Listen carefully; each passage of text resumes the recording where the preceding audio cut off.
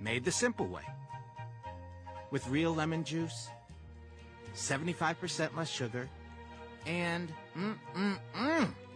say yes to simple.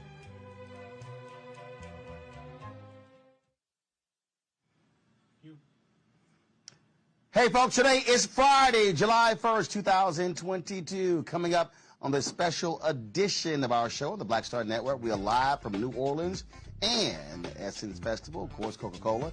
We're partnering with them for these special edition shows. Also, they are the presenting sponsor of Essence Fest. Man, we got a jam-packed couple hours for you folks. We've shot some amazing stuff. Of course, people are already in New Orleans, all around the city, at the restaurants, walking the streets, convention center, the Essence Eats, had gone all different sessions. Last night, we caught up with Congressman Troy Carter. They always have the opening party, Generation Hall, so we will hear from him. Also, we'll hear from McDonald's folks in their Future 22, including one of the youngest black female stockbroker. We talk about her history, but also she gives one of my staffers, schools him on crypto, on how it's not a good investment. Also, we'll talk with a McDonald's official who's trying to get more African Americans to be owners of franchises. Plus, we stopped by the Coca-Cola kitchen at Essence Eats with my man Chef Kwame, and they had a culinary contest, and man, y'all, I had some fantastic food, including this braised short rib. It was supreme, and so we'll show you some of that as well. Plus, what it's like when I got off the Rolandville and ran, and just door opens, and who's standing right there? Chef! And so we caught up with my man Richard Roundtree as well. Plus, EPA Administrator Michael Regan, Quentin James. He's the co-founder of Collective PAC. What they're doing to elect more African Americans to office. We'll show you the Black Women's Roundtable, the panel that they had. Folks, it's all kind of stuff we've been out here covering. And so we've got the best coverage of Essence Fest right here on the Black Star Network. It's time to bring the funk. Let's go! Whatever the miss, he's on it.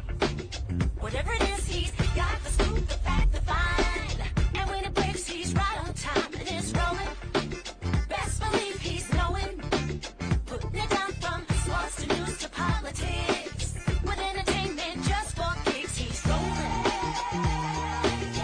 It's on go, go, roll, y'all. It's rolling Martin, yeah. Rolling with Roland now. He's funky, he's fresh, he's real, the best, you know he's rolling Martin now.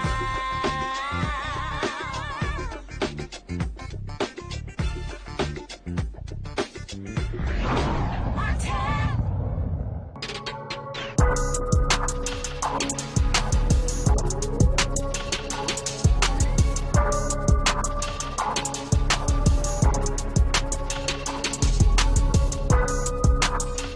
All right, fam, what's up? Roland Martin here. I'm in New Orleans. We've been here since Monday, getting prepared for this very moment. Essence Festival began last night here. Kevin Hart performed at the Smoothie King Center, and already folks have been coming into town. Even with all the rain that's been happening here, a lot of excitement, people hitting the streets, restaurants, walking the streets, going to the convention center, going to all the different sessions. Things are really being taken off. Our cameras have been all over the place. Plus, I've got multiple crews doing social media posts. We've been shooting events and live streaming. If you miss a lot of that, you're simply go to the Black Star Network app. You can see what we streamed earlier today from Essence Festival. We're going to be covering stuff today, tomorrow, Sunday as well, so you don't want to miss it. And so we got lots of stuff to show you. And so let's kick this thing off. We talked to Congressman Troy Carter. He, of course, is the member of Congress, the only African-American in the Louisiana delegation. We dropped by this massive party that is held every single year at Generation Hall. He, of course, in the past, Congressman Cedric Richmond had a party. I ran into some friends. That's my girl Christine Granville out of Atlanta. And so so many people we saw last night at the party, had a fantastic time. Y'all know I had to go ahead and get it in on the stage. We were dancing, having a good time. But we did, it's called a party with a purpose.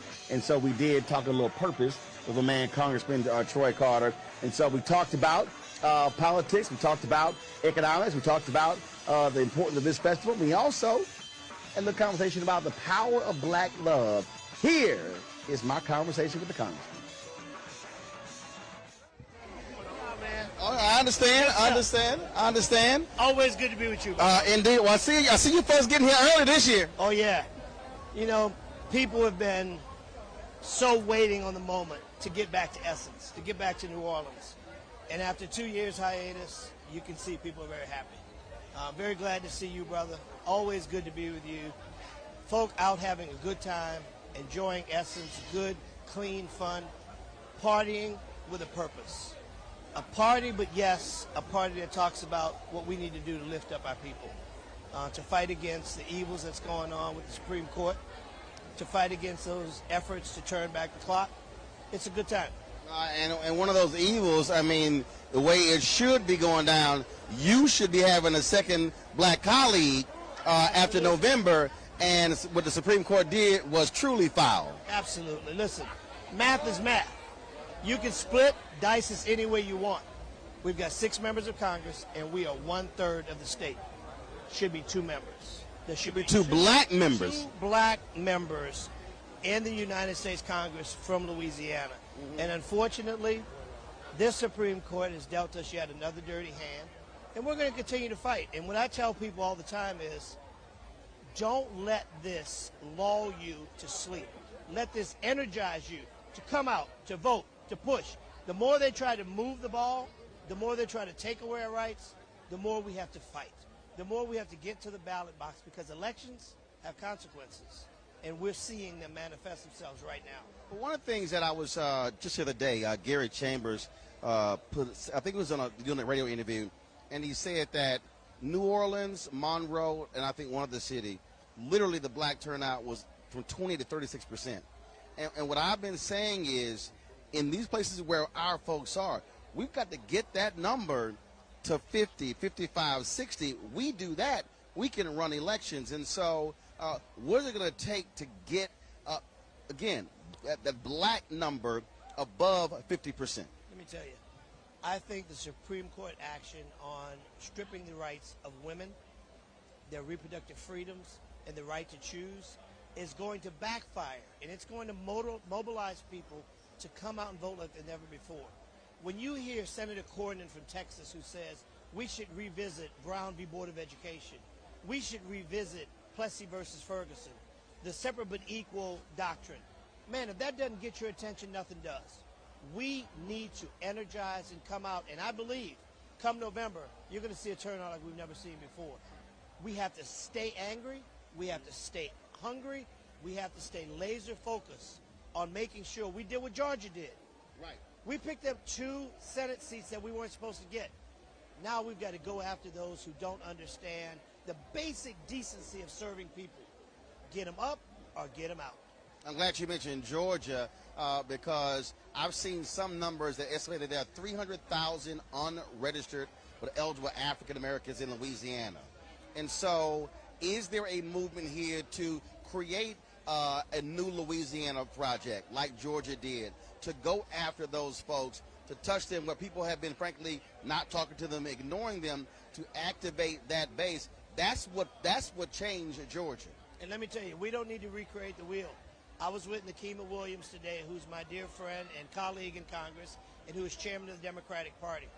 And I talked to our Democratic Party leaders and said, listen, let's borrow a page from their playbook. We don't have to recreate the wheel. We've just got to take the method that they use. And they got to cut the check. Energize our people, raise the money, and the party has to weigh in. Louisiana is not a lost cause. We used to be blue, and we can be blue again. But it's going to take the kind of effort that we saw happen in Georgia. I'm totally confident in our Democratic Party here in Louisiana to energize and get people going. But we got to do it together. Now, that's blue. Let's talk black. And so one of the things that what I have been saying is that when you look at this festival, it speaks to black collective in terms of economics. And what I am constantly saying is we should be looking at this period, this post-George Floyd period, as a third Reconstruction. If we're not having a money conversation, we're not having a real conversation. That's right. I had a conversation today with Secretary Buttigieg of Transportation. And I said, listen, we got $1.2 trillion, the largest infrastructure package since the creation of the interstate system. Now, how do we take that and utilize and make sure that we have African Americans that are part of the mainstream and making some money. Being a part of design, road build, the whole 9 yards. We're getting there, and we got to keep pushing, because the last thing we can afford to have happen is we have the largest infrastructure bill passed and black folk not have an opportunity to partake. We've missed the boat if that happens. We're not going to let that happen. And that's the thing with us getting 1.67% of all federal contracts. And my deal is, look, we moved that to 3 to 5 to 10. All of a sudden, you go now from $9 billion annually to $56 billion annually. I'm like, that changes our community and changes black-owned businesses. That is the kind of life-changing opportunities this infrastructure bill, Build Back Better, and all of the other efforts that the Biden administration is pushing and this Democratic caucus is pushing. Because it's not about a stimulus that's a one-time pop. It's about the life-changing opportunities through education, economic development opportunities. That's what changes things. So I'm going to ask this question here that speaks to this festival.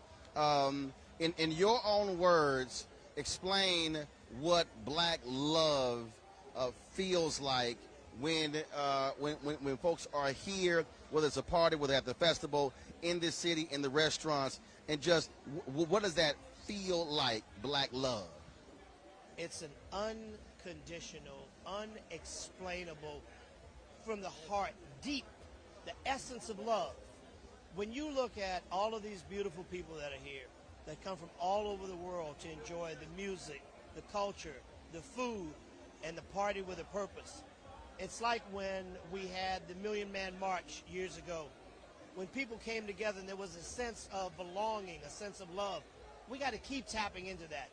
And as I say to our brothers and sisters, we've got to learn to talk more to each other and less about each other. We've got to commit ourselves to a new us. Fight to uplift each other. Put down the guns. Put down the drugs. Let's love each other the way it's supposed to be. The way we did at Grandma's house on Sundays. That's where we are. Well, for me, it was grandmother and grandfather's house. There you go, brother. I appreciate it. Thanks a bunch. Always, I appreciate it. Thank you. All right, folks, got to go to a break. When we come back, we will show you what happened at the National Urban League's Gumbo Awards. Also, we'll have for you folks Keke Palmer. She was part of the panel at the McDonald's Fortune Future 22 event. We will also hear from one of the franchisees talking about what they're trying to do to get more African Americans involved as owners at McDonald's franchises. Plus, we'll hear from Richard Roundtree, also EPA Administrator Michael Regan. Folks, it's a jam-packed show. We got more for you, so y'all hold tight as we sit here and I have this special edition of our show on the Black Star Network with Coca-Cola at the 2022 Essence Fest. We'll be right back.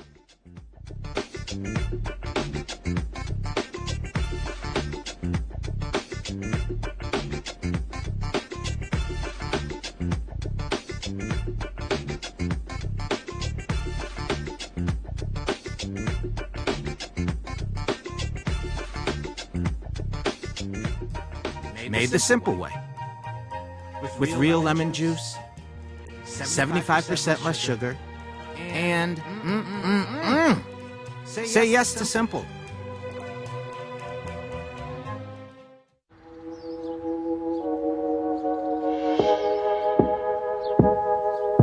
Hold fast to dreams. For if dreams die, life is a broken-winged bird that cannot fly. Hold fast to dreams. For when dreams go, life is a barren field, frozen with snow. Lots of oranges. Half the sugar. 1,000% delicious. That's simple math. Say yes to simple. It's time to be smart. Roland Martin's doing this every day. Thank you, Roland Martin, for always giving voice to the issues. Look for Roland Martin in the whirlwind, to quote Marcus Garvey again. The video looks phenomenal, so I'm really excited to see it on my big screen. Support this man, Black Media. He makes sure that our stories are told. See, this difference between Black Star Network and Black-owned media and something like CNN. I got to defer to the brilliance of Dr. Carr and to the brilliance of the Black Star Network. I am Roland with Roland all the way. Honored to be on a show that you own. A black man owns the show. Folks, Black Star Network is here. I'm real revolutionary right now. Roland was amazing on there. Stay black. I love y'all. I can't commend you enough about this platform that you've created for us to be able to share who we are, what we're doing in the world, and the impact that we're having. Let's be smart. Bring your eyeballs home. You can't be black-owned media and be scared. You dig?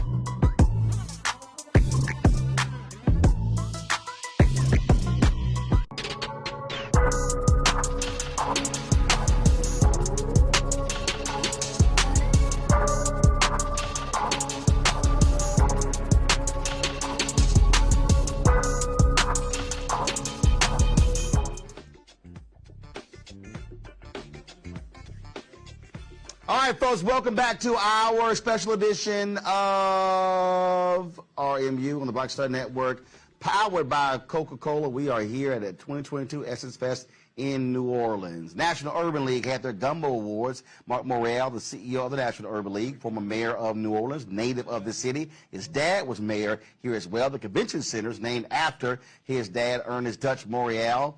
And so our cameras were there for the Urban League's Gumbo Awards. Here is what took place. This event is important to me. And the reason why is there are so many people who've contributed greatly to the growth, the development, and the progress of this community, who do not and have not gotten just and due recognition. And as Judy said, we need to recognize people while they can experience that recognition. And as I reflect as a member of what I like to call the Joshua Oliver generation, there are also many who before us pioneered, paved the way, knocked down barriers, opened doors, helped out, issued tough love, all along the way that has helped so many of us do what we do and make our contributions to public service. So I want to apologize in advance that this list of honorees is not complete, because there are, Don Hubbard, some others in the room and some others who are not here who we may have unintentionally forgotten, but that's just a reason to do this again next year. To recognize those that have not been recognized. So I want to begin today by asking a few people to come up and share some thoughts. $28,000 one or two bedroom to what it is now, to accommodate me, my older sister, my younger sister, my mom, and whoever else would stop by. It was from my dad I learned how to walk with and be among community in everything you do, not just in your personal life, but in your professional life as well. And I'm just so glad to be home in this gathering, seeing people I haven't seen in so long. Now, I want to say a quick word about Mark. When I was a baby lawyer at the NAACP Legal Defense Fund, we had tragedy strike New Orleans in Hurricane Katrina. And I was sent down to figure out what we could do to help. And we saw Torrance Sanders and Oliver and so many other people trying to figure out what could we do. And we're in the strategy room with Mark, and he turns to me and said, "What do you think? What do you think?" And he continues to do that to this day, giving people opportunity, giving you a chance to step up, but an opportunity to lead, but not leading for yourself, but leading for us, leading for our community. So that is the Gumbo Coalition, and that is Mark Morial. Care of things and stepping in the breach and taking advantage of an opportunity. I clerked for Dutch Morial after I finished law school. What we had in common was Dutch Morial was the first African American to attend law school at LSU, and Camille Gray and I were the first black women to attend law school at LSU. And when I finished law school, he hired me as law clerk. A lot of you don't even remember that old St. Peter Claver building on Orleans Avenue, but that's where I started my legal career. And I have to give, just let you know how grateful I am to young lawyers like Mark Morial, who stepped up and filed the Chisholm lawsuit. Ron Chisholm agreed to be the named plaintiff. You would have to understand the courage it takes to be a young law graduate and to file a lawsuit against the justices of the Louisiana Supreme Court. That's what Mark Morial did. And of course, as a result of that Chisholm lawsuit, I had the great opportunity to serve as Chief Justice of the Louisiana Supreme Court, the 25th Chief Justice. But it wouldn't have happened without everybody here in this room, because every time you want to move forward, there's always a challenge. And so my colleagues were suggesting to me, well, we'll let Justice Victory be chief, and then Justice Knoll be chief, and then you'll get your chance to be chief. And everybody in this room says, no, we're not going to step back. We can't do that. We can't let somebody leapfrog over us and take advantage of an opportunity that we're entitled to. And so, I could not have done this without the people in this room. It wasn't really me. It was everybody else in the community who was saying, no, it's her turn, and she's got to be the next Chief Justice. So I just want to let you know how much I appreciate you. There's a lot of battles ahead, and I always talk with all the young leaders in this room, the ones that I've had a chance to mentor, and let them know that Royce DuPlessis and all of the others, that the battle is, you've got a battle ahead, because you've got folk who are fighting you on redistricting and voter rights, and that there are lots of challenges ahead, but I know you're equal to the task, and so that's why I'm enjoying my retirement. Thank you very much. All right, folks, coming up next, we are going to show you the McDonald's Future 22. They awarded $10,000 to 22 young folks doing some amazing things. We'll hear from Keke Palmer, who was on the panel as well. We'll also hear from a sister with McDonald's who's trying to get more African Americans as franchisees. And we'll talk to a young sister, the youngest black female stockbroker on Wall Street, where we talk about her journey. She also gives a little education to one of my staffers about the risk of crypto. In addition, later in the show, folks, we're going to hear from Richard Roundtree as we caught up with him on the streets of Essex. We'll hear from the administrator of the EPA, Michael Regan, who's here, the Black Women's Roundtable. They were also here talking about reproductive rights and also the power of black women. We talked to Quentin James, co-founder of Collective PAC, about the importance of raising money and giving to black candidates to elect them to office. And so, folks, a lot of things are happening here at the 2022 Essence Festival. And we, of course, doing this in partnership with Coca-Cola, and certainly glad to have them with us as a partner. And so a jam-packed show for you. Got to go to a break. And here's what we're doing. Today's question is, what does black love mean to you? And so we're going to show you some responses right here on the Black Star Network, live from New Orleans at the 2022 Essence Festival, powered by Coca-Cola. Back in a moment.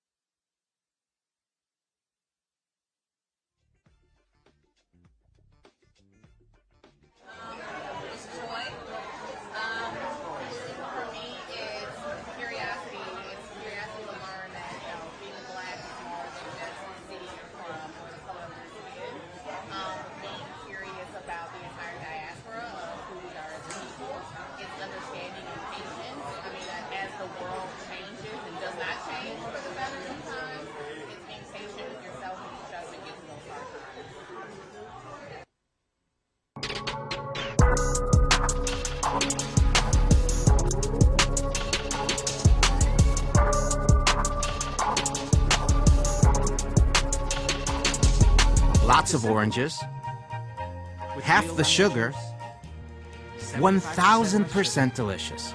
That's simple math. Say yes to simple.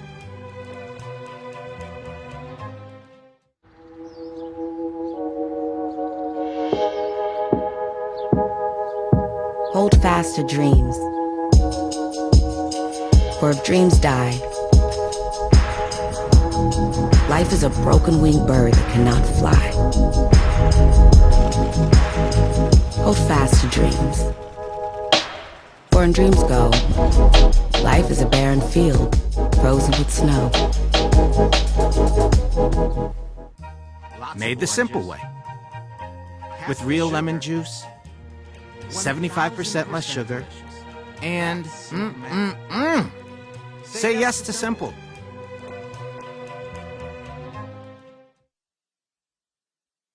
It's time to be smart.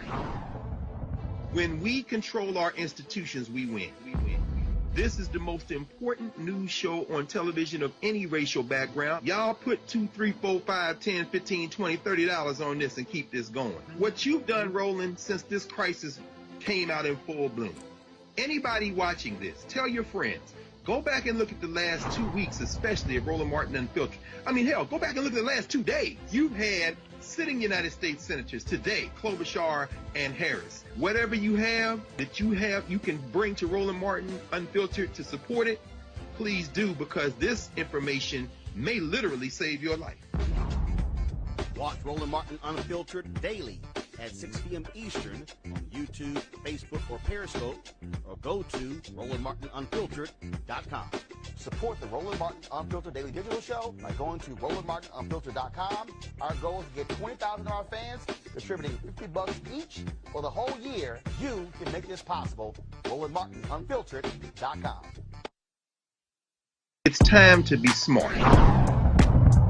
Roland Martin's doing this every day. Oh, no punches! Thank you, Roland Martin, for always giving voice to the issues. Look for Roland Martin in the whirlwind, to quote Marcus Garvey again. The video looks phenomenal, so I'm really excited to see it on my big screen. Support this man, Black Media. He makes sure that our stories are told. See, this difference between Black Star Network and Black-owned media and something like CNN. I got to defer to the brilliance of Dr. Carr and to the brilliance of the Black Star Network. I am rolling with Roland all the way. Honored to be on a show that you own. A black man owns the show. Folks, Black Star Network is here. I'm real revolutionary right now. Like, wow, Roland was amazing on that. Stay black. I love y'all. I can't commend you enough about this platform that you've created for us to be able to share who we are, what we're doing in the world, and the impact that we're having. Let's be smart. Bring your eyeballs home. You can't be black-owned media and be scared.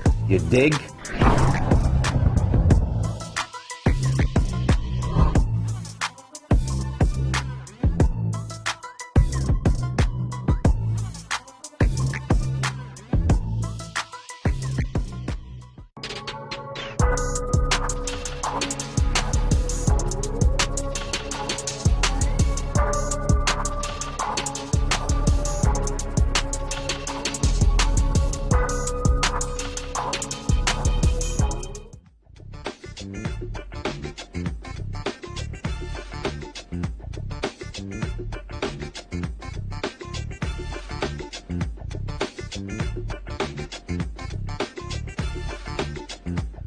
Welcome back to our Essence Fest show on the Black Star Network, powered by Coca-Cola. We dropped by the McDonald's Future 22 luncheon today, where they honored 22 young people who are doing amazing things, who are game changers, even awarding them $10,000 each. There was a panel discussion, and Keke Palmer, she was on it, so we got a chance to see Keke. We live streamed that event, so if y'all want to see the whole program, go to the Black Star Network app to check it out. But here's some of what Keke had to say.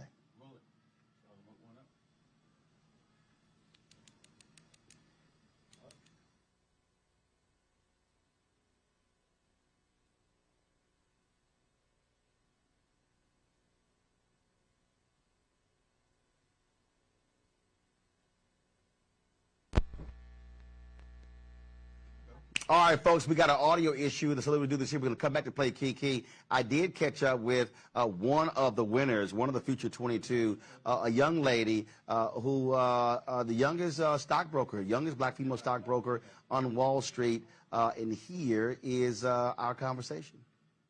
Okay, all right, Lauren, so they hand out some big checks, so you're one of the Future 22. What do you do to be one of the Future 22? Have to be a game changer, and in my case I made history by becoming the youngest trader and the second African-American woman to ever work at the New York Stock Exchange. Gotcha. So when did we last talk? Was it, because I've actually interviewed you before? Yes, and it was, yes. At the Future Black America with Rev Run. We were together, yes? Was it that one? I know, we sat down. I'm trying to remember, where was it? I literally was looking at my hair lady. I was like, I know that we've done something together. Yes, I don't know. Yes, we have. We have. I have a terrible memory, and I'm only 27, so I got a memory of a 70-year-old. So it's all good. No, because when you said youngest future stock trader, I said, hold up, we already did an interview, and so I was trying to remember where we did it, but I know we did the interview. So let's talk about that because with the other folks who are here, the other young folks who are here. It's also about, you would say, game changers, but also creating pathways. Not saying I want to work for somebody else, but I want to have folks who work for me. Or as I say, not cashing checks, writing checks. Right, being an entrepreneur. And I think with this new generation, we are really evolving from our parents, our grandparents, and really just taking the leap of finding our passion and being entrepreneurs and actually making money from it, which is beautiful. Well, look, that's always a good thing. And again, I prefer to be one who's handing out checks. So what would you say has been the biggest thing that you've learned doing your own thing? Because it's not always peaches and cream.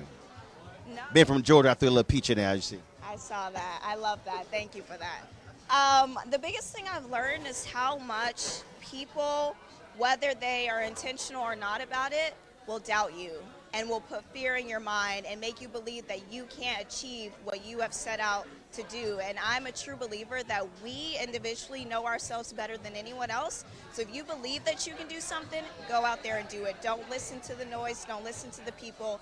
Make your dreams a reality. Where did it start for you to do this? Like, what was the idea? What was the seed that got planted when you said, oh, I can do that?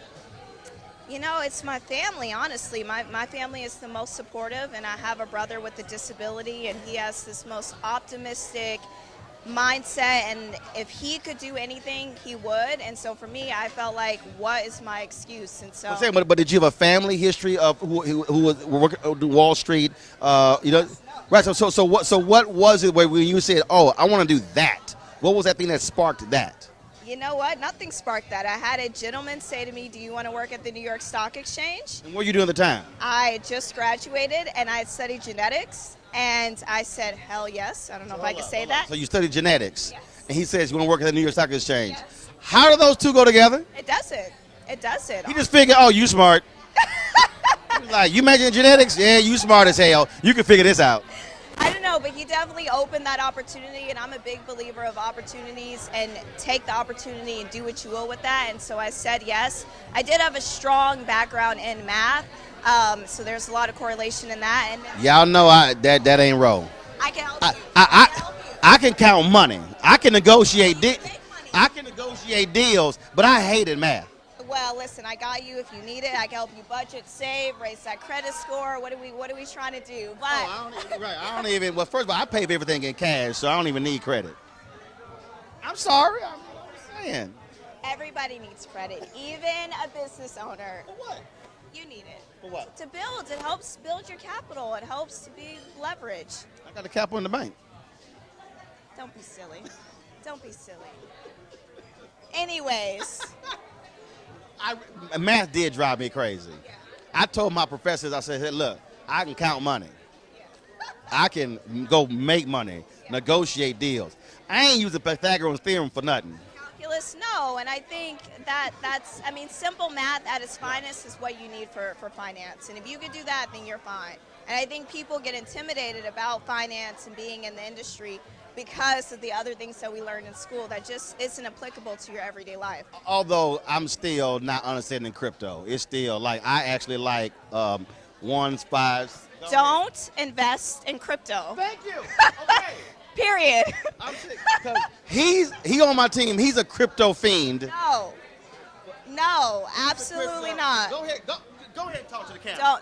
Don't invest in crypto. Get over here. Tell him why. Get over here. All right, y'all. So I'm having this conversation with Lauren, and then crypto comes up, and she's like, "Oh hell, no, don't get involved in crypto." Well, Anthony Hampton, who works on the show, he is all into crypto, and so I said, "Why don't I two have a conversation about crypto?" Here that is. Here's the conversation. Stay right here. Tell him why not to invest in crypto. Lauren, do what you do. Crypto is a speculative asset. There is nothing backing it, and as of yesterday has dropped down to the lowest that it's ever dropped down. So everybody that's saying that crypto is a hedge against inflation, it's not. It's not. It's not a hedge against inflation right now. There's regulation that's being drawn up and discussed. So once it gets regulated, institutional investors will start investing. So if you get in early, the assets won't change. Okay, can I at its lowest right now. I think it's a good time to get in, especially if you have money. You got to have money to do it, though. I wouldn't put my last dollar in, but if I have $1,000, I would definitely invest it in a crypto. Okay, so what I say to that is, yes, it's going to be regulated, but it's not going to be regulated under the SEC. It's going to be regulated under commodities and future trading. Futures that trade are not traded and backed on any kind of value. It's also considered speculative trading. So unless, and the difference for people that don't know what as like being regulated under the SEC, being regulated under the SEC means that you are a corporation, that you have to disclose your quarterly financials. You actually have money to give to your shareholders. All that is great, but do you go to the casino?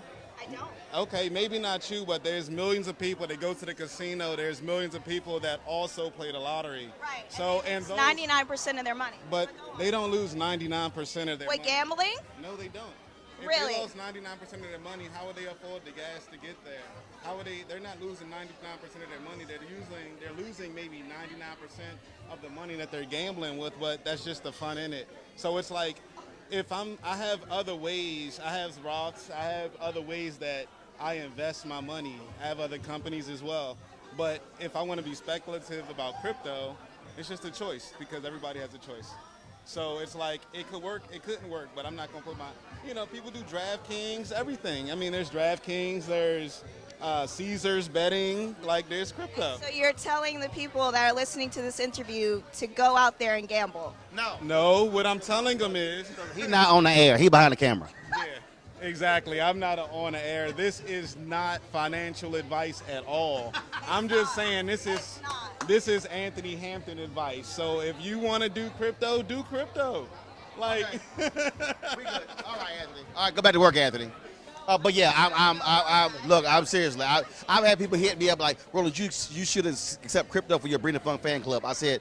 But what I will say is that I don't believe in crypto. What I do believe is the blockchain technology, and I do believe that blockchain technology will be a disruptor in its space. Okay, so now me and you're gonna definitely talk later, because I've had people on my show. I still know what the hell they talking about with blockchain. It's a software. At its rootest, at the root, it's just software. And the software and what it's going to be able to do, amazing. As far as blockchain, crypto, Ethereum, I don't know what that. We're already seeing that and all the money, honestly, that has been made in crypto has already been made. I know Anthony said like more institutional investors will go into it. Institutional investors are going to something else, right? Because we see this trend happening. They're going to put their money probably into NFTs, and then that's going to crash. And then to something else, metaverse, and then that's going to crash. So like So you ain't down on NFTs or metaverse? NFTs, no. The metaverse is still open because I'm not really sure what they're. They can't figure out what to do in this universe versus trying to figure out the metaverse. No, I agree. But it's open. It's open. All right. Well, look, it's good to see you. Yes, we got to communicate again. So I'll give you my information. You can explain to me what the hell, walk me through blockchain. Because I'm sitting there and I'm like, I don't know what the hell you talking about. Again, I like what I know. Trying to say, what's in my pocket? Tangible. I like that. I mean, I know what that does. I agree. I know what that does too. All right, then. Good seeing you. Appreciate it. Now, folks, as I said, we got it now ready. So Keke Palmer was actually on the panel, because we played it earlier. We had an audio issue there. So go ahead and get Keke Palmer, get Keke queued up. Keke was on the panel beforehand. I'm going to talk to Keke. Then we're going to hear from Vicki Chancellor. Vicki she's actually one of the black operators. Really is all about trying to get more black folks owning operators. And so they had a panel discussion. As I said, we live streamed it on the Black Star Network. You can go to our YouTube channel or go to the app. You can actually check it out. And so they had a very good conversation. And so we're going to share some of that with you. So Vicki Chancellor she's an owner-operator with McDonald's. And we got a chance to talk to her about the importance of African Americans owning their own franchises. Watch this. All right, Vicki, look, now I know because of all the stuff that I've done for the black McDonald operators, what they do. But for people who really don't quite know the history, it's a long history of African Americans who are operators. But people don't also realize they're owners, not just operators, they're owners of the franchises.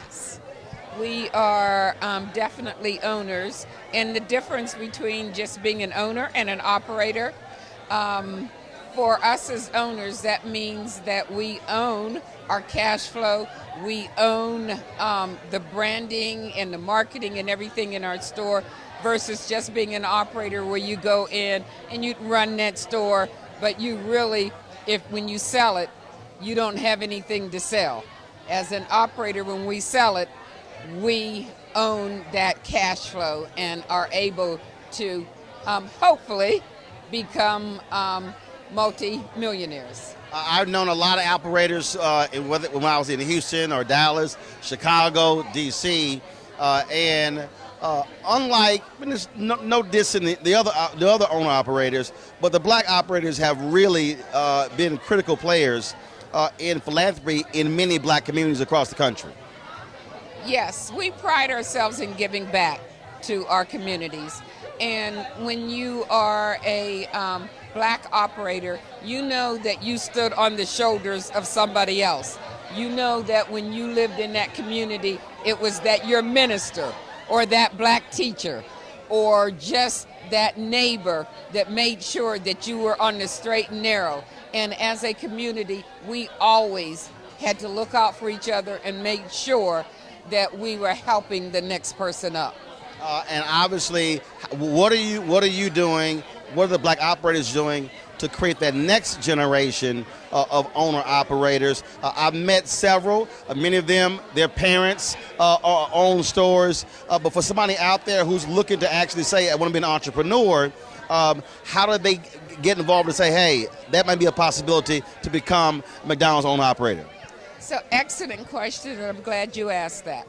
Because one of the things that we are looking for, McDonald's, is we are looking for, I will say, black, young people that would like to get in the McDonald's system. And actually, McDonald's just has started a $250 million fund that will be able to help people in diverse communities. And I say black because I'm black, but that would include Hispanics, that would include... My black show, we say black. Yes. With a capital B. Yes. So that means that if you have an interest, if you're out there now and you have that drive to be an entrepreneur and you want to build wealth for your family, I would ask you can give me a call, but you can also give Roland a call, and he will put you in touch with McDonald's. Okay. All right. We certainly appreciate it. Always good to see you. Roland, I want you to know that McDonald's has a great love for you. You have always stood by us, and we just like everything that you do, and we wish you much love and success. I appreciate it. Thanks so much. Thank you. All right. Thank you. Now, y'all know I always like dancing, see, and me and Keke Palmer got history when I was on the show that she did I think it was GMA3, Michael Strahan. It was a show that came on in the afternoon. And so I actually stopped by one day, and so they had the music going, and so we started doing the two-step. And so when she finished her session today, she came off. Of course, you know we had to have a little conversation. So here's me and Keke cutting it up.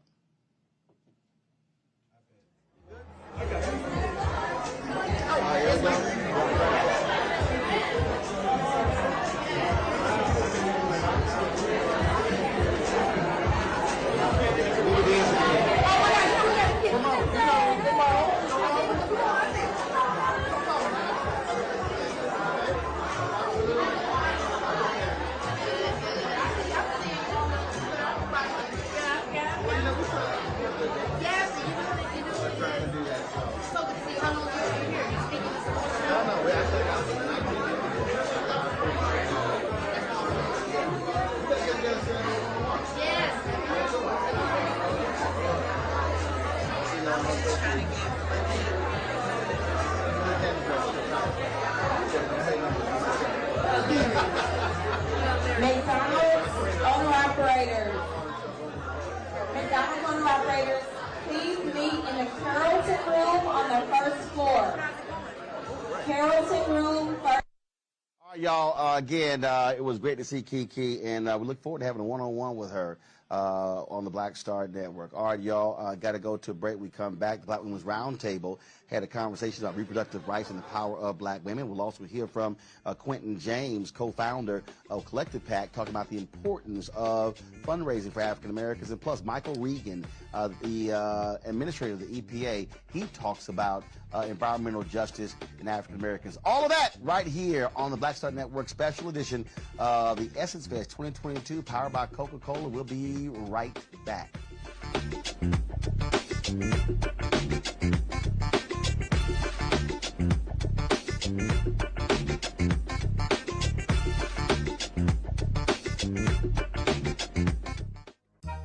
Made the simple way.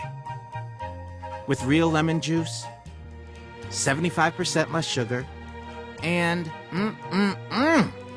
say yes to simple.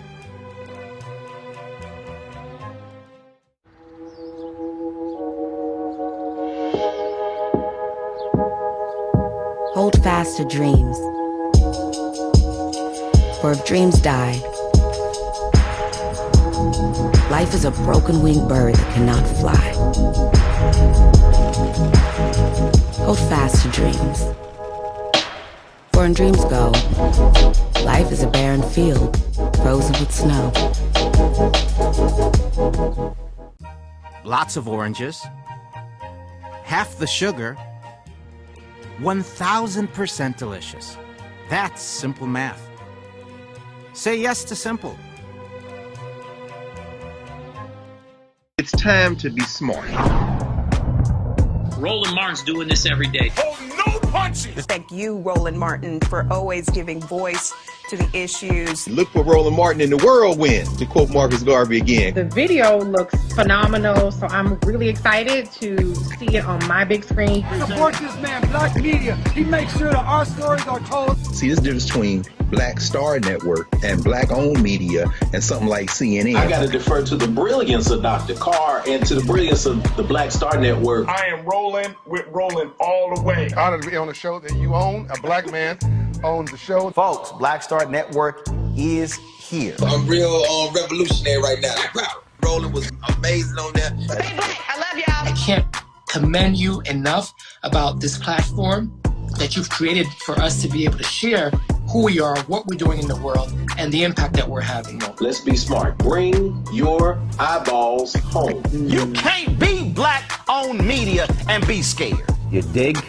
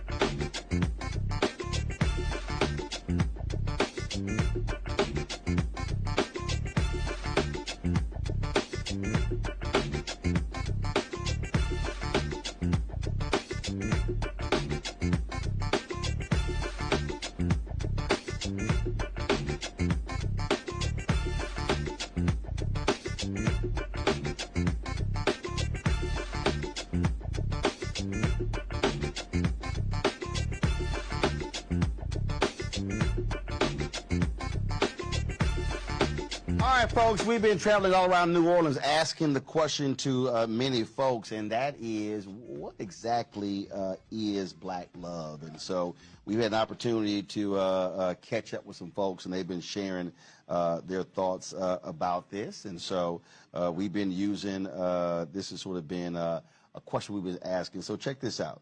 And black love for us is all about loyalty, friendship, family, you know, showing, you know, fighting, and if you fight, you still family, still get each other's backs, you know, just, you know, being there for each other.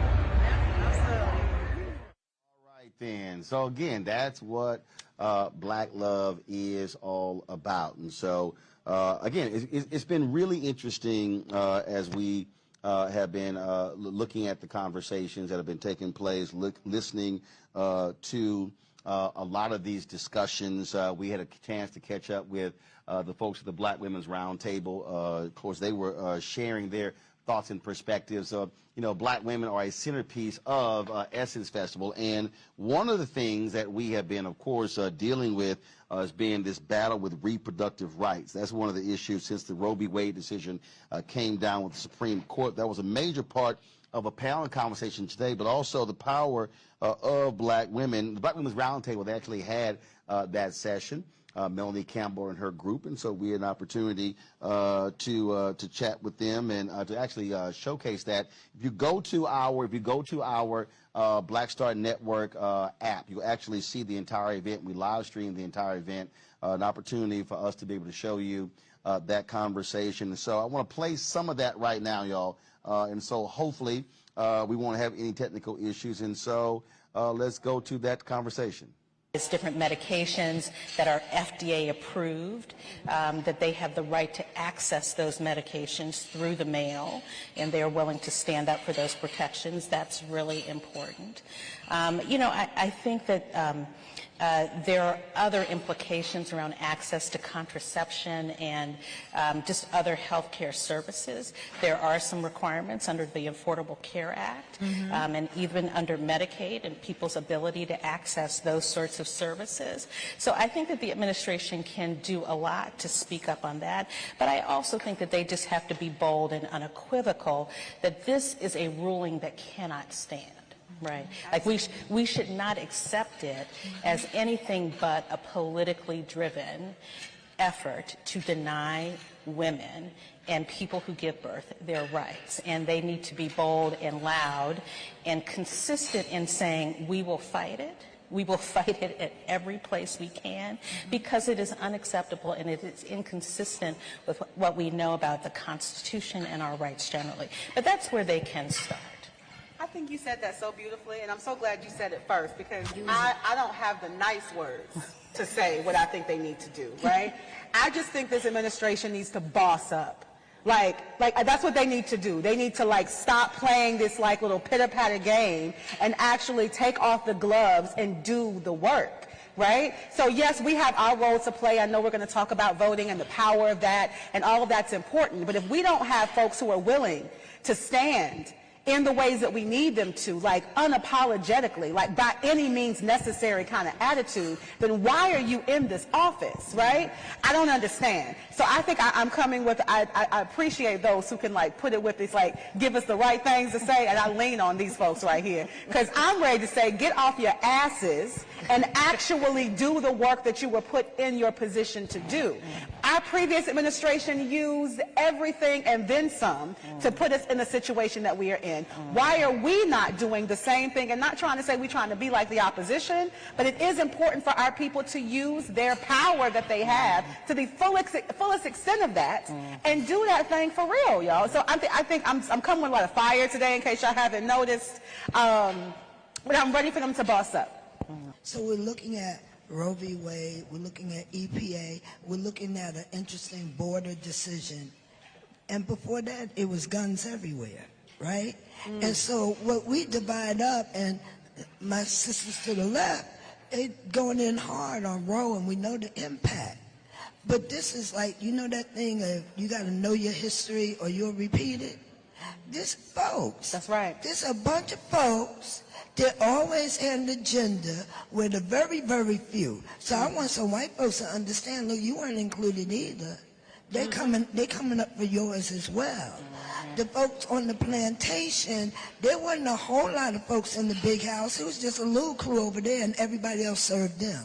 So that was the plan. And now there's a movement to say, how can we, the few, control the rest? And everybody, so the only way that can happen is if some of us work on road, and some of us work on the environment, and some of us work on that, and we miss the bigger picture. And then the other thing is our numbers. They got black folks in the mindset that we like 13%. I travel. Everywhere I go, there's black people. Everywhere. I go to South America, there's black people.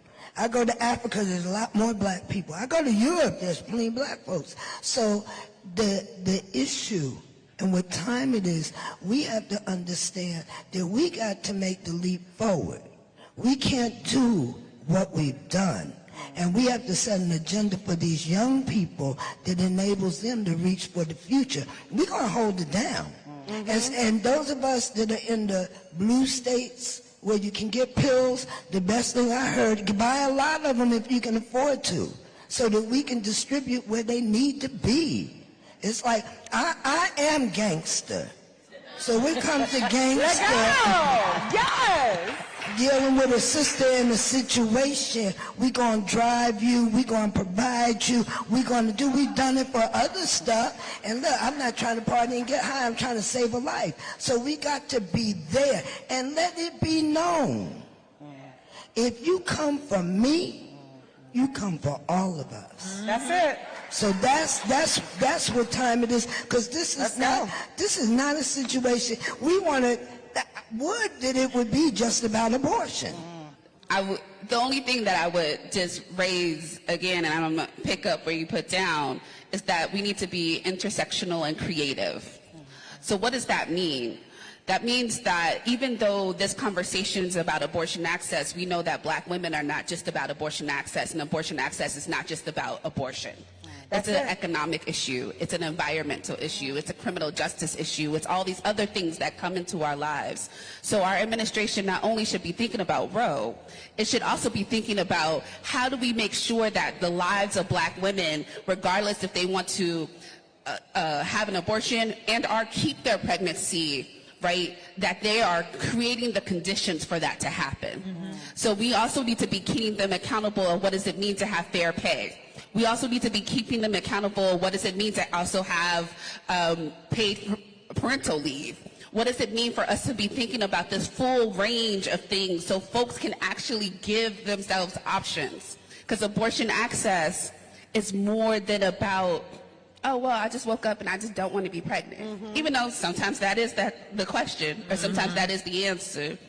Abortion access is about all the pieces, because we know that most people who have abortions are already parents, right? We know that, so they are making, and most times they are making economical decisions. That's right. So how do we also address those issues as well? So when folks tell you that there is nothing to do because of the Congress and the way it's at, don't believe them. That's right. Tell them that there are many things that they can be doing around abortion access. There are many things that can be doing around reproductive and sexual health access. And it doesn't just stop at one piece of legislation or one court case. That's very important. But I'm hearing a common thread is tell Congress, which pivots me into where we're headed. We're headed to the midterm election. We are. Well, we vote folks in and we vote folks out. What should we be thinking about right now, also planning and preparing to do for the midterm to impact what's going on? And we vote at high numbers. We get out there, older black women or more seasoned black women are one of the highest propensity voters in the country, right? But we need to also make sure that our vote is getting paid off after they get into office. So what do we also do after the voting? How are we holding them accountable? Are we asking them questions? What are you doing? How are you helping black folks? And then after, make sure that they are actually holding the folks accountable. We can be asking elected officials right now, where are your stance? on abortion access? Where is your stance on all these issues? Just because you came to my church doesn't mean that you got my back. So we need to be also having all of those conversations and having them answer to Black women in particular and Black birthing folks. So I think that's the first piece. I think the second one, this is not normal times. So we can't be acting normally. So that means that we got to, again, think big and creative on how we are engaging with our people. So that means we might have to have roundtable discussions in our living rooms. We might have to have roundtable discussions in our bedrooms. We need to be making sure that all folks are aligned and having conversations. So you got cousin and them coming to the elections and coming to the polls with you and asking those same questions. So I'm so glad to know that I'm at the end of the stage with the not normal. Because see, so I sat in the right chair. Because while I'm working to get everybody that I can to vote, we have the opportunity to lift up things. We can say, oh, your choice is this. And we have a Reverend Warnock from Ebenezer that's articulate, educated, the examples. So it's like, you can go with this or you can go with that. I want to be a little bit ahead. So where I am in the curve, let's make voting mandatory for anybody that gets a government amount or pays taxes. Now, it's not going to probably happen, but that's my position. Let's make voting mandatory. What is that? That is going beyond where we are. And then I want the people with the Constitution to explain, let them get on the page. And no, we don't want to do that, because they've had me running against a flow. So I want to change the flow of the river and say, anytime we're in a state where people can visibly try to tear down the government, we need that big change that you're talking about in a bigger vision. So make it mandatory. So in my conversation with young people, I'm saying, yeah, I'm working hard to make sure you're going to have to vote. So you might as well practice now. Folks, Faith Daniels, who is a social media correspondent with HBCU League Pass, she caught up with a couple of young voters after that panel discussion, and they had a couple of things to say. And so today I'm here with Olivia Duncan and Anaya Vines. So I heard you guys are HBCU grads. Rep your hood. CAU 22. Come on, HU, you know, Howard University, period. Okay, so we're here at the Black Women's Roundtable. What has been your biggest takeaway from today? Just being able to be in a space with such amazing Black women. Anytime it's an event with the Black Women's Roundtable, it's always life-changing. Yeah, just to piggyback off of Liv, this has been a great experience, from the panels to the poetry, everything, the food, just always top tier. I love my Black women. What would you say your definition of womanhood is? To me, especially with the state of everything right now, I would say vulnerability. It takes a lot to be a woman, to be in difficult conversations, to be in difficult positions, to always have to be the strong Black woman, and then not really have time for yourself. So I would definitely say vulnerability, and that's not always a negative thing. Sometimes it's good to be vulnerable. Sometimes it's good to come into these spaces and have difficult conversations, but understand how to better love yourself and how to take care of yourself, and to how to identify with issues that you didn't even know you were dealing with. Yes, I would say for me, womanhood has always been our power, and I feel like it's one of America's greatest fears. I feel like there has been so much historically that has gone against women, specifically Black women, to where it's like we're seen as like a threat to America, and that just, I feel like, amplifies the power that we hold as Black women. So it's always been something that has been looked at as a power for me. With recent headlines of Roe versus Wade being overturned, what was your initial emotion? I was actually at work I work for this nonprofit called Georgia Stand Up, and all we do is get in the community and support the people. So as we were sitting there, we were like, wow, like, what do we do? No, like, I was speechless. And there were a lot of emotions going through my head, like, oh my gosh, Plan Bs, abortions, all these difficult conversations that I'm going to have to talk about and deal with. I didn't realize it, but later on that day. So immediately I was talking to my boss and amongst my coworkers and peers, and I was like, we have to get up. We were actually one of the first organizations and groups in Atlanta to go downtown to the courthouse, not even 2 hours after the decision was made, and go out there and protest. So urgency. I felt a lot of urgency and disappointment and hurt, but hope as well. I think when I heard about the overturning of Roe v. Wade, of course it was disappointing, but in my head I feel like I wasn't surprised. I feel like there's so much expectation that we still have as a black community and black people in America, and just through experience, understanding like America and those that are in positions in government, they do not fight for us as black people. It is us that fights for us. It's us that has to make sure that they're held accountable. So when I heard about the decision, I was like, dang, what do we need to do next? Now it's next steps. Now it's, how do we mobilize on the streets? How do we change this? Because since 1972, I believe that behind closed doors, they've been actively working to overturn it. So now for us, we wake up and we see, okay, this has been a thing that's been overturned, but this has been in motion for 50 plus years. So now it's just what's next. Now, both of you guys were on a panel today talking about women's rights. Of course, you guys are fighting. Your mothers have fought. Your grandmothers. Everybody has been fighting for women's rights. What would you say the reason is why it's so pivotal now? Because we are the next generation. We are the generation now and the generations to come. These are our children. These are our bodies. For so long, I've watched my grandmother protest. I've watched my grandmother organize. I've seen all these things that she's done, and it's time for me and my generation to step up and take on these roles and to stand up for something. Yes, I feel like saying, why is it so important now sometimes can be a loaded question, because we have been taught to fight. Just our ancestors have been taught to fight. Us as black people have been taught to fight. There has not been a time for black people since we arrived from the transatlantic slave trade where we had time to just live.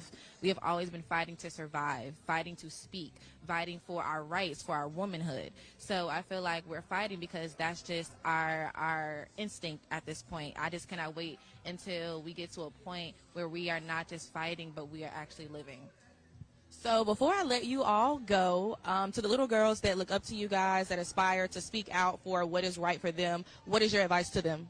My advice is, as overwhelming as this may be, as complicating as the terms and the words and the politics can get, do what you feel comfortable doing and get a little bit uncomfortable and be okay with being uncomfortable. If it's going on Twitter and that's how you protest, then go on Twitter and that's how you protest. If you want to boycott a certain organization, company, brand, whatever, do that. If you are into policy making, if you like to write about what's going on. Take your camera and take pictures. Amplify the voices and the work that's already being done. So find your place in the movement and get involved.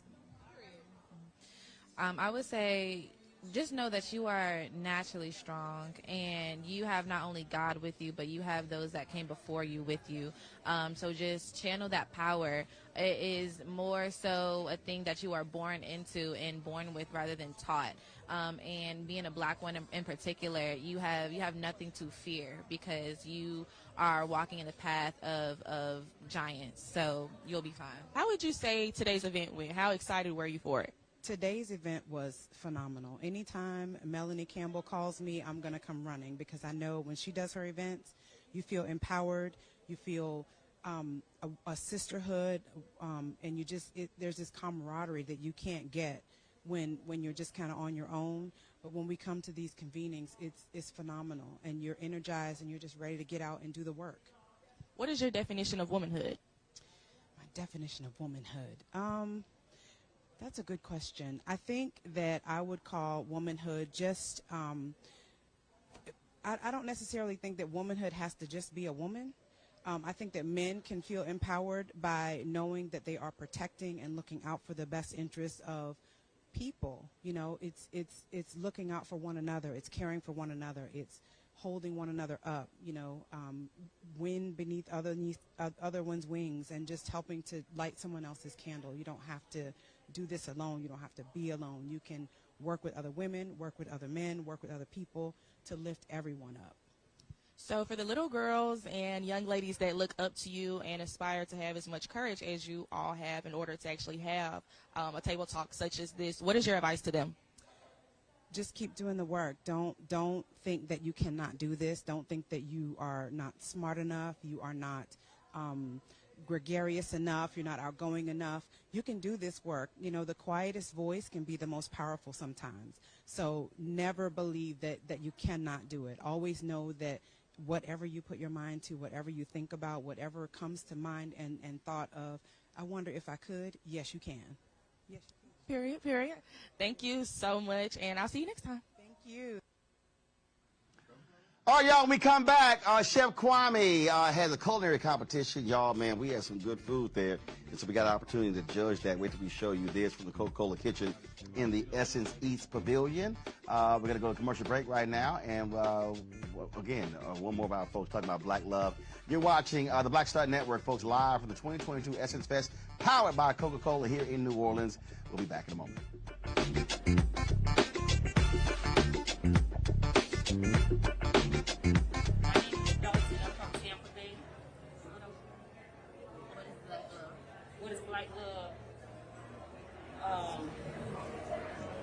Black love is just being powerful, doing whatever you want, and get to your goals.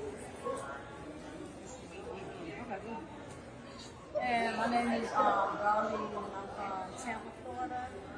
And the reason Black love is everybody, our Black culture united together.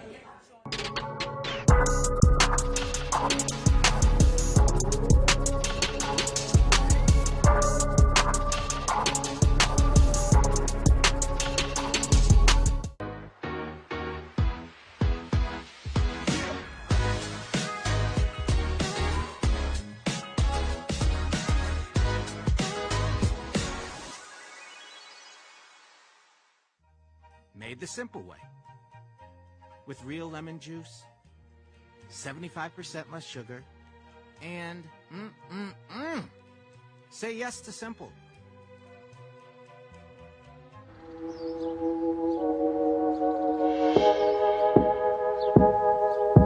Hold fast to dreams. For if dreams die, life is a broken-winged bird that cannot fly. Hold fast to dreams. For when dreams go, life is a barren field, frozen with snow. It's time to be smart. Roland Martin's doing this every day. Oh, no punches! Thank you, Roland Martin, for always giving voice to the issues. Look for Roland Martin in the whirlwind, to quote Marcus Garvey again. The video looks phenomenal, so I'm really excited to see it on my big screen. Support this man, Black media. He makes sure that our stories are told. See, this difference between Black Star Network and Black-owned media and something like CNN. I got to defer to the brilliance of Dr. Carr and to the brilliance of the Black Star Network. I am Roland with Roland all the way. Honored to be on a show that you own. A black man owns the show. Folks, Black Star Network is here. I'm real revolutionary right now. Roland was amazing on that. Stay black. I love y'all. I can't commend you enough about this platform that you've created for us to be able to share who we are, what we're doing in the world, and the impact that we're having. Let's be smart. Bring your eyeballs home. You can't be Black-owned media and be scared. You dig?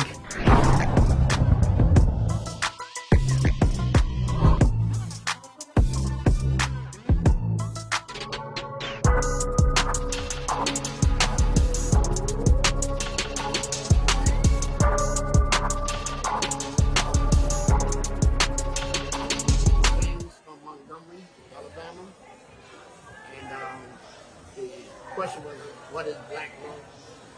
Black love is unity and love for one another, and a sense of family, because we're a united family, and it's good to make sure that you're your heart is there, so you can, you know, do for others, you know, and help them. Pavilion. They moved it from the inside of the convention center to the outside, and they've got a staging area, they got concerts there. Well, Coca-Cola, they've got their large kitchen out there. And my man Chef Kwame was out there today judging the culinary competition. I stopped by at the right time when the food almost came out. We got an opportunity to check that out and to taste the food and judge the competition. And so here is some of that culinary competition. Okay, everyone. Hey, how you doing? Okay, so we've got Tupperware over here, so clearly this is a black event. What's going on? Oh, nothing's going on. I'm warming up my chicken, get my pan hot and freezing for y'all.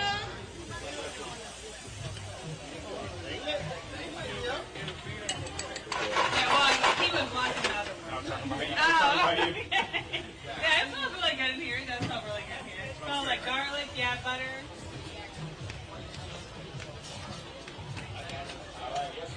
Got it.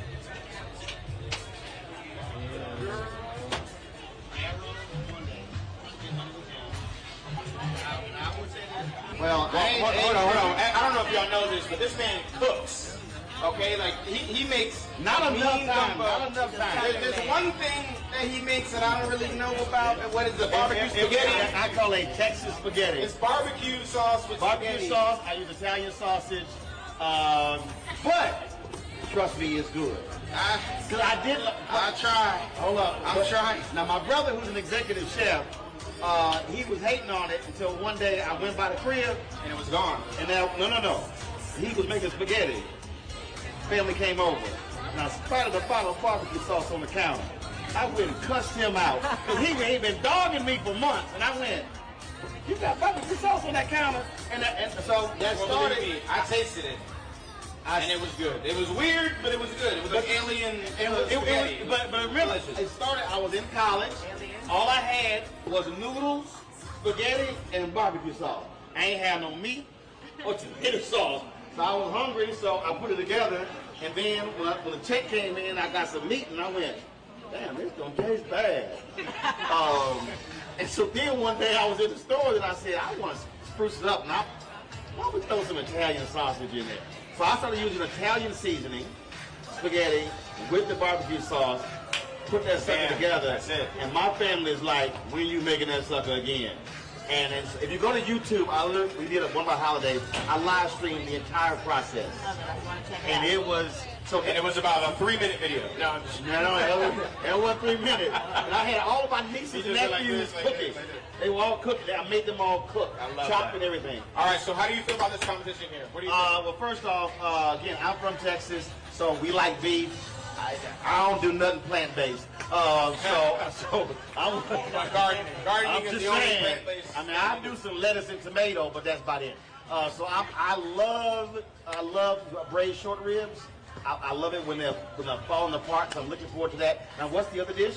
The other dish is chicken with like some fried rice, and the chicken is like glazed in like a Coca-Cola Asian. All right, so y'all heard Chef Palmer. He said it's chicken fried rice. Y'all know we all black. That's called chicken and gravy. Come on, chicken, rice, and gravy. Keep it real simple. Let's let them make sure there's no barbecue sauce. Right.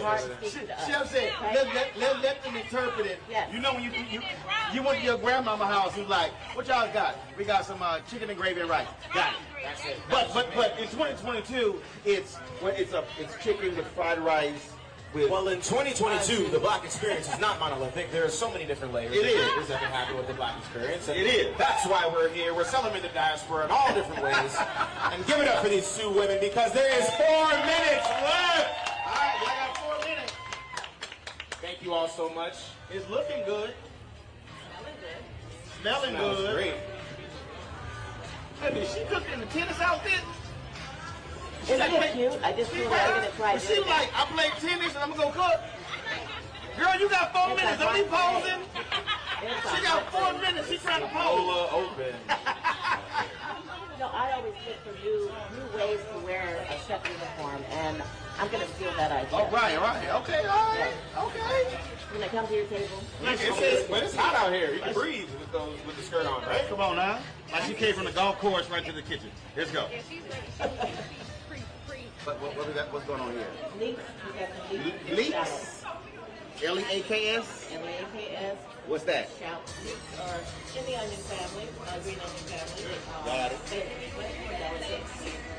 But very powerful ingredients. Oh, okay. What else? Got some shallots over here. Shallots? Also very delicate, not quite as intensive and mighty, but adds great flavor to any soup, sauce, base, any kind of base. And then I see some citrus over here. So what? Citrus. Oh, citrus. Got it. Awesome. That is awesome. Now, when did you start cooking? When did you? I was about 10 years old. My father, I'm from Chicago. I'm from Korea, but I moved to Chicago. So I met the black side of my family. Got it. And I met Grandma, who she taught me how to cookery, chitlin, cornbread dressing, all that from scratch. I was a little girl. My father was a gourmet chef, and he worked in a lot of hotels. I spent a lot of time in hotel cooking. I went to culinary school by the time I was about 18 years old. Yeah, give me one. And opened my first nightclub and catering business at 19. Nightclub and catering? Nightclub. I wasn't even Breaking news. We have 2 minutes until the dishes are ready, and I already see chefs plating. So let's get our attention to these chefs, please. 2 minutes. All right? And let's hype them up. 2 minutes for us to get the pressure on. 2 minutes for the pressure on. We got mashed potatoes. Stuff my daddy made me. Rosemary. What have you got over there? Ariana. Oh, tarragon. Whitney's almost done plating. How do you feel? Tarragon for garnish. Aragon, how do you feel? Okay, all right. Don't with the garnish. I see you. Hey, I think Whitney needs some help. Say go, Whitney! Come on, Whitney, let's go. Strong finish. Get it, Whitney, get it. I'm coming. Yeah, y'all, she got the mashed potato and the garnish. Y'all know I'm Ariana's still plating over there, so let's give her some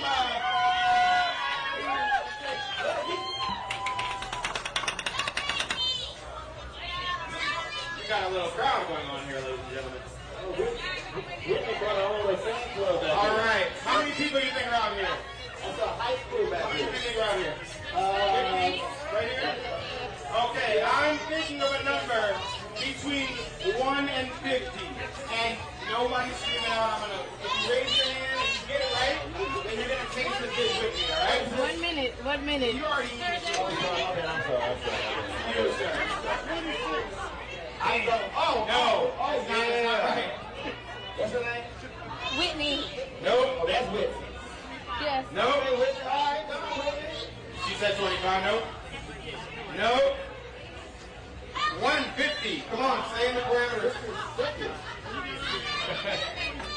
Nope. Nobody. Getting warmer. 30? You said 30? You said 3? You're wrong. You. 50. Now. 30 seconds? Yeah. 30 seconds. I got it. Let me know when it's 10. I'm in phase 21. Close. 20 seconds, Chef Kwame. 27! He got it. Come on. 15. Come on. 14. 13. Everybody. 12. 11. 10. 9. 8. 7. 6. 5. 4. 3. 2. 1.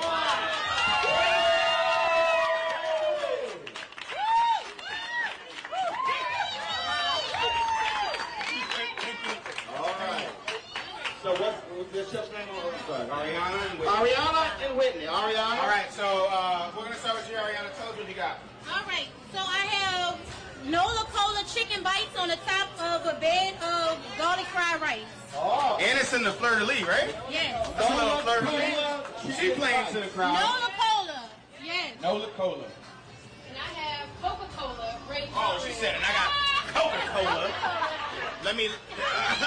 That's called branding. Coca-Cola braised short rib on a bed of garlic mashed potatoes. All right. Love it. All right, so we're gonna taste some of this food here. All right, just Coke water. See what's going on. Is this started? You got this. Yes. You got this from her. This up. Yep. Put this underneath, and get another photo of her, please.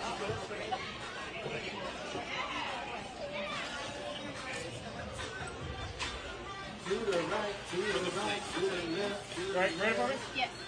Right over. Alright. Nice power pose. Got it. 2, 3. More. Got it. Right here, Whitney. Look over here. Boom. Thank you. Whitney, where you from? I'm from Luling. Luling? Yes. Texas? No, 30 minutes away from here. Louisiana. Texas, too. I know. Look at my son. Huh? Larry Morrow. 3 hours. All right. Whitney, I appreciate your mashed potatoes, but So hold on, we're gonna get Whitney to walk over here and explain her dish while you all eat it. Okay, so the garlic mashed potatoes, I did russet potatoes. The cream sauce is garlic infused cream sauce with thyme and garlic and bay leaf. And the braised short rib was braised in Coca-Cola, red wine vinegar, carrots, the miracle, which is your carrot, your onion, your carrots, your onion, and celery. And I braised the short rib in orange peels and orange juice, fresh orange juice and orange peels. Okay. So there's also orange zest on top, and the liquid I use to complement it with brown sugar to make the glaze on top with the Coca-Cola. okay. That sounds delectable. So all that, Very so the excited to Coca-Cola see in the how meat. this goes. It's in the meat and the glaze. Okay. All right. Here we go. The potatoes are really nice. Let it marinate on the tongue. Let it sit there a little bit. Ooh, I love the adding of the citrus. Yeah. That's pretty cool. Getting a little contrast. Yeah. What about, do you taste the Coca-Cola? Thank you. I do. So when you reduce anything, it concentrates the flavor. And I definitely taste that Coca-Cola coming out. Right. Really nice. But I love the juxtaposition of the Coke and the citrus. And so you can actually, it's a good combo. The Coca-Cola is the cheese. Right. You need that citrusy Right. contrast. Ooh. Love it. This is good. The brother wanted kind of number 27. Man, this is good. Very tender. Okay, all right, Whitney. Very okay. tender. This was a dish made with love. And Whitney, I love your interpretation. I love what you did with the Coca-Cola. Potatoes are very creamy, lightly seasoned. It's not overly salted. And this reminds me of Grandma's cooking with a twist. A modern twist. I love the Coca-Cola in there. Now, my grandmama cooked and my grandfather. But this reminds me of my daddy was a chef. And I love the other elements because it changes the taste of it. Versus just the typical heavy seasoning, sometimes too salty. And so that works. See, I'll be real black. Give me I need 2 slices of bread for a sandwich. You like my daddy? Right, so we keep it real simple.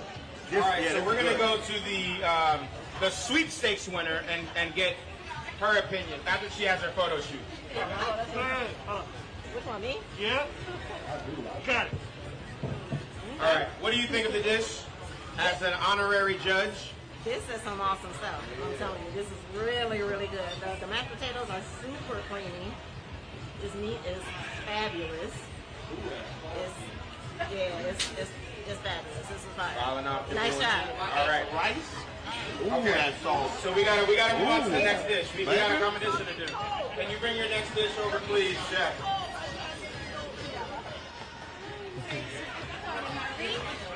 You might not come back. All right, can you explain your dish, please, ma'am? Yeah. that I like a marinade. So it's oyster sauce, soy sauce, sweet chili, and I use the Coca-Cola to kind of heighten it up a little bit. And also have garlic fried rice. It's just like a regular stir-fried rice, but with garlic, it's light, not as heavy. So, here you go. Enjoy. I love your fleur de lis. Thank you. Try to throw it in there. Very classic. Actually, I thought it looked like Texas. I'm from Texas, so that's what I'm saying. That looked like Texas. How you looking at? I'm from Houston. I'm from right here. I'm from right here. All right. Let's get this.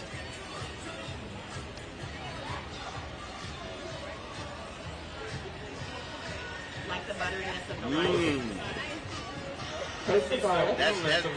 No. That sauce is powerful. Oh. That sauce, it hits you. It hits you. I like to taste the ingredients without the sauce first and see what we're working with. And then I want to taste it with the sauce and the protein. Now, what else did you put in it? I mean, beyond the Coca-Cola, it was something else you did. Say it again? There you go. Which is a classic Asian ingredient. And then we have sweet chili. I do taste the sweet chili now.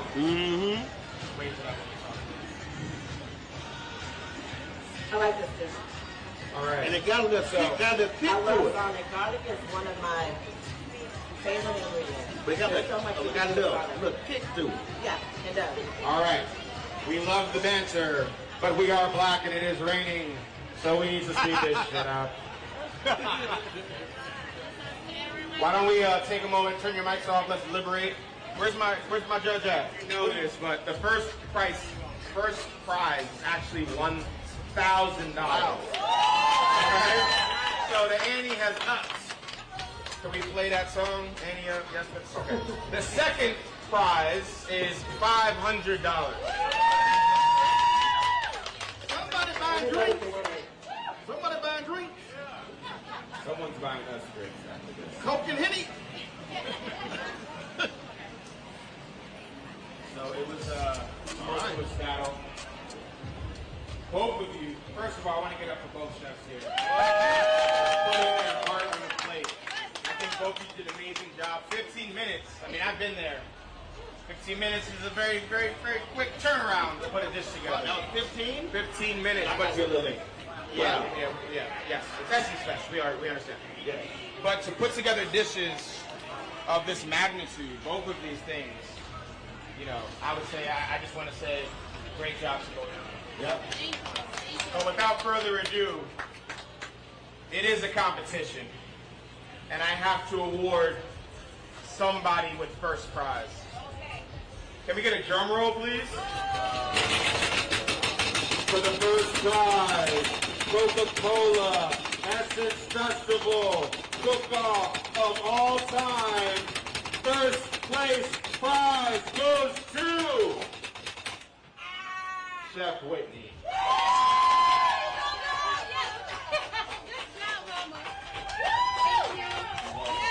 Judges, can you please explain why you chose Chef Whitney?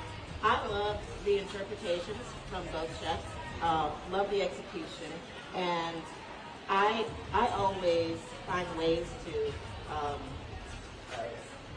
like home cooking is what I love, comfort food, and I find ways to relate the dish to comfort food, and both offer the same.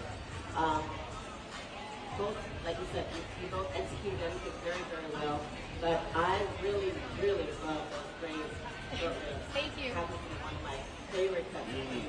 And with the creamy potatoes and the sauce injection, very well done. I am not a sauce fan. My executive chef brother hates me for that. I like my food to be dry, nothing else on top. But when Chef said, hey, don't forget the sauce for some lunch to braised meat and just spun it around the plate, I was like, oh damn, that sauce was good. That was my reaction. I let it cuss. Oh damn, that was good. So that's what's elevated it for me. So the braised short rib was great, but really that sauce really just took it to another level. And I was like, man, if I had some rice. Sop it up. Yeah, I would agree as well. I'm really a steak and potatoes type of girl, but the gravy, the sauce, put it over the edge. It was just phenomenal. Thank you. Really good. Nice job. Thank you. Thank you. And I'll say for Ariana, you packed a lot of flavor in a very short period of time. So the only thing I would say is that the sauce overpowered the Coca-Cola. So if it wasn't the Coke challenge, that was just really good. And again, I like when you some foods you put in your mouth and you taste it here. I like it when it hits you back here and your sinuses go, hey, your sinuses jump. So that kick I thought was really good. Chili is one of my favorite ingredients. Any kind of chili. I just love spice, and so that penalized all my taste buds, and I really enjoyed it. Really good. Thank y'all so yes, much. Absolutely. Thank y'all. So so I need to get the recipes. We're gonna get all the recipes. I want to give a big shout out to everyone who sit out here in the rain and watch this show. Well, thank you. My name is Kwame Wachi. I had an amazing time with you all tonight. Give it up for Chef Whitney again. They're both winners. Thank you so much. You're watching Roland Martin on Boom! Oh, y'all, way too much fun. And so y'all drop by the Coca-Cola kitchen in Essence Eats. All right, y'all. Now, we were headed to the Collective Pack event with EP Administrator Michael Regan. And so the Roadmobile opens up, and I get off, and who do I see? Shaft! Richard Roundtree, my man, was outside of the Lowe's Hotel. He's actually shooting a show in New Orleans, so he spent lots of time here in New Orleans. So, man, I caught up with him, and he is turning 80 years old. And so when I walked up to him, he asked me, did I get the invitation to his birthday? His 80th birthday party is next Sunday in Los Angeles. I told him, I said, Richard, don't worry about it. I will be in L.A. for your party. And so, man, we had a great conversation. So, man, it's always good to see Richard Roundtree. Y'all, brother, looking good. And it was so funny. He's on the phone, y'all. And so all of a sudden he sees me and he's like, man, what you doing? And so we got a chance to catch up there. And so, again, it's always good to see the original Shaft, Richard Roundtree. And so great to see him out there. All right, you folks, got to go to a break. When we come back, we're going to share some of what Michael Regan, the EPA administrator, had to say at the event for the Collective Pack. Our cameras were there. Plus, we talked to Quentin James, who is the co-founder of the Collective Pack, about the importance of funding African-American elected officials. And so we'll have that for you next, right here on this special edition of the Black Star Network here at Essence Fest 2022, powered by Coca-Cola, and we certainly thank them for partnering with us for this special as well. We'll be back in a moment. Here's more about Black Love.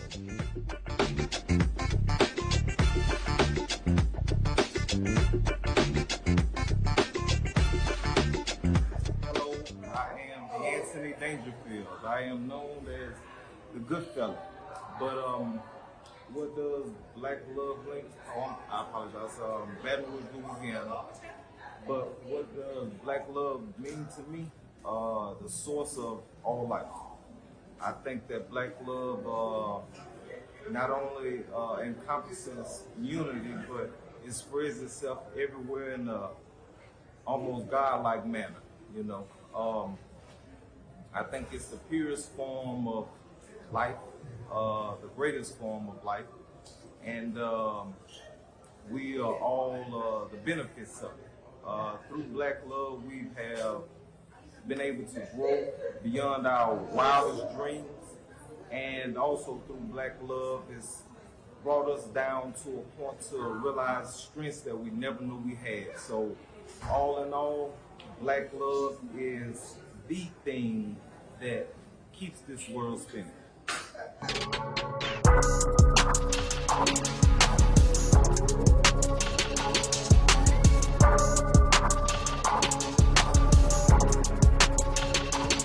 made the simple way.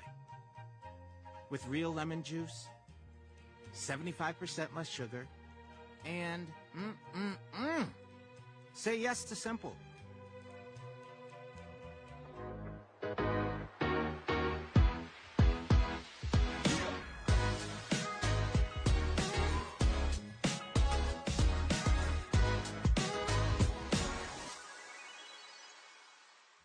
Lots of oranges, half the sugar, 1,000% delicious.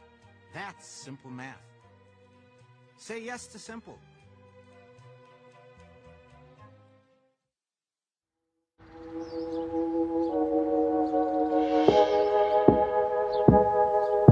Hold fast to dreams.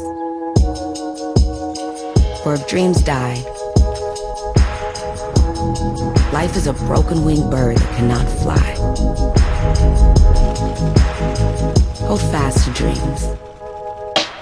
For when dreams go, life is a barren field, frozen with snow.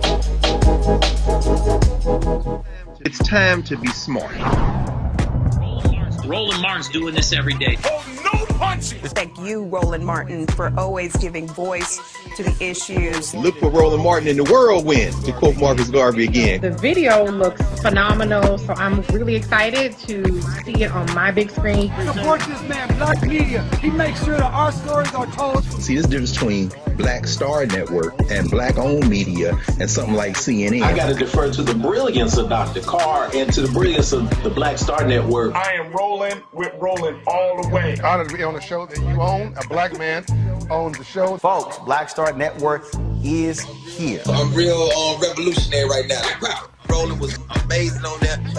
I love y'all. I can't commend you enough about this platform that you've created for us to be able to share who we are, what we're doing in the world, and the impact that we're having. Let's be smart. Bring your eyeballs home. You can't be black-owned media and be scared. You dig?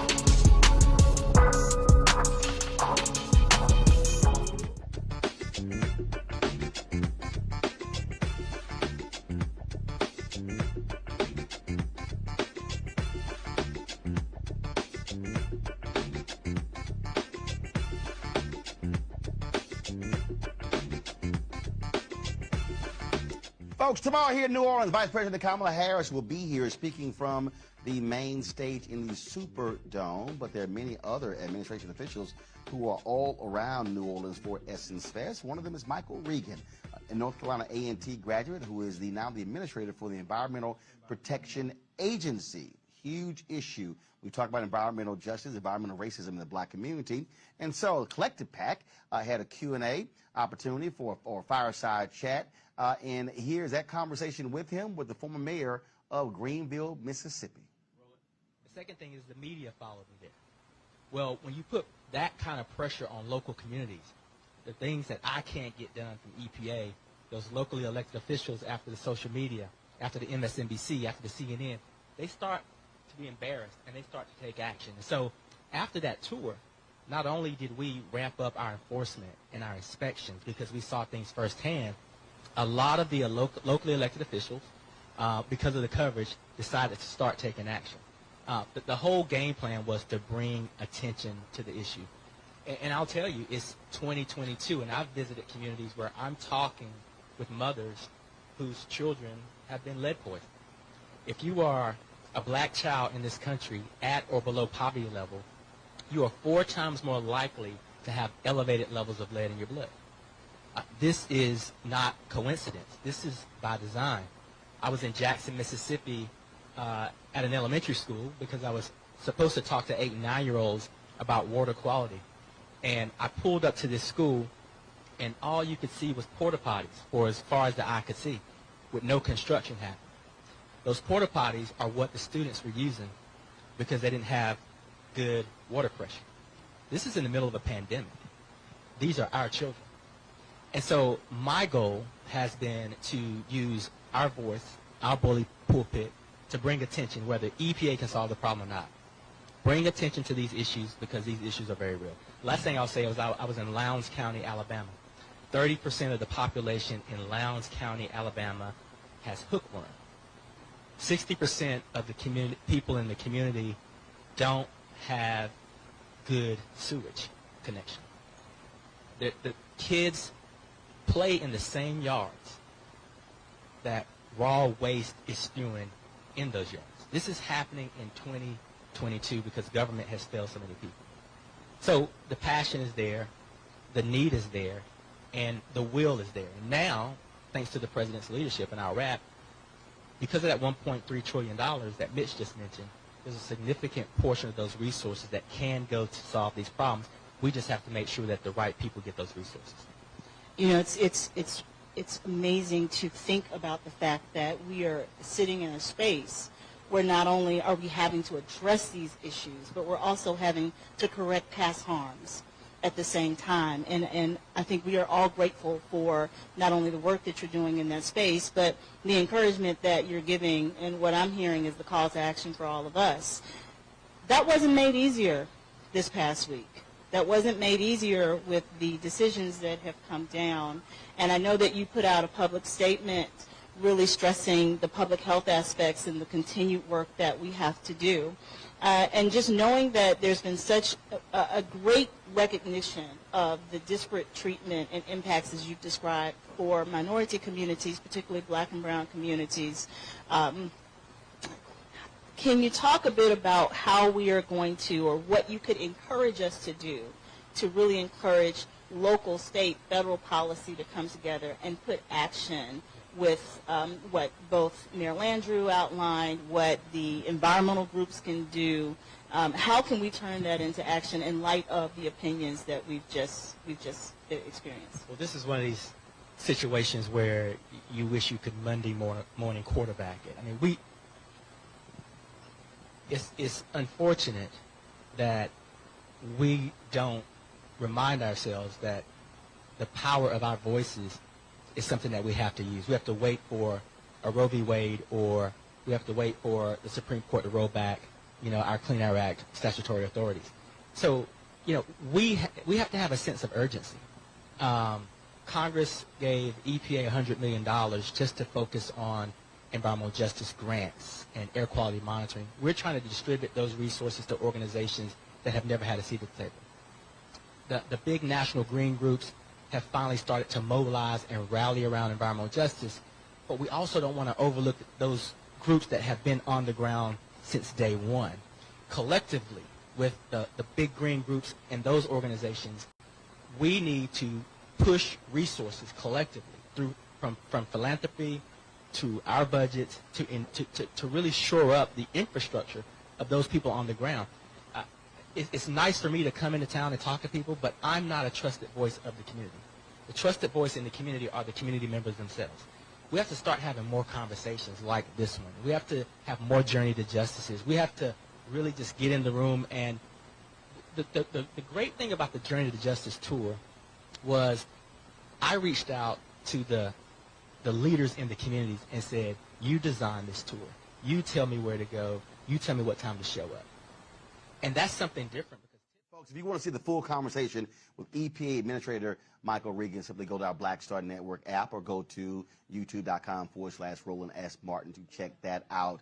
Folks, we'll have Quentin James talk about the importance of electing black officials tomorrow. Also tomorrow, folks, Congresswoman Val Demings, who's running for the United States Senate, she'll be sitting down with us. We'll be chatting with Tammy Roman. Also, we got the Smart Water Walk in the morning with Mayor Cottrell, in addition to Angela Simmons. We'll be broadcasting that live, so look forward to that live stream. Plus, we'll have a recap on the show as well. So a jam-packed day tomorrow here at the 2022 Essence Fest, powered by Coca-Cola. And so we're going to have wall-to-wall coverage. Look forward to having all of that. Tonight, Nicki Minaj takes the stage at the Superdome. And so look forward to that. They're also going to be having different news conferences and things happening there. And so, man, just a lot of stuff going on. And so that's why we are here. We got it all covered for you. You're not here in New Orleans. Tell a friend what we're doing. Be sure to check out our content. We're going to be restreaming all of this content over the next 24 hours in case you missed it as well. So, folks, thanks so very much. I'll see you tomorrow right here from New Orleans with the Black Star Network, working with Coca-Cola. Folks, it's having a grand time here, the 2022 Essence Festival. Holla!